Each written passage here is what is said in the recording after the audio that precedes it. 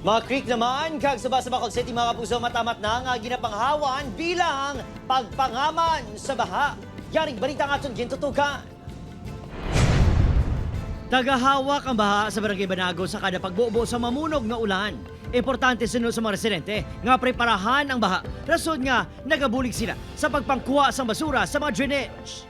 Ang isa ka nabot pa sa sulod. Di may arang yung tao nga, tig-agis ang ulo, bisan ano mo kambal, di magyapon mo mga pati. May makasilingan pa kuno sila nga nagahaboy sa basura pisar makapila ka beses na nga ginasaway. Buli na nila, mo di kay parang tubig, di makikwalib na sa sulod mo, mag-stack ko. Mula yung mambal ko natin sila, nga hindi sila, ibutan nila sa sako, ibutan sa insakto ng basurahan.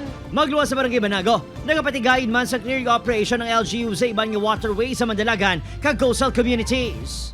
This coming early days of June, we are expecting na maulano na tano.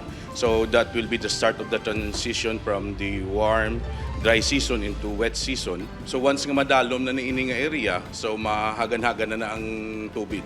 Pagkatutukan man ang Barangay 1 kag Barangay 10 nga napalibutan sa informal settlers. Ginapangabay ko man ang pumuluyo ta sa Bacolod nga ang aton nga mga basura ihaboy taman sa proper nga mga halabuyan. Upod kay Herald Decam, Adrian Pretos, 1 Western Visayas.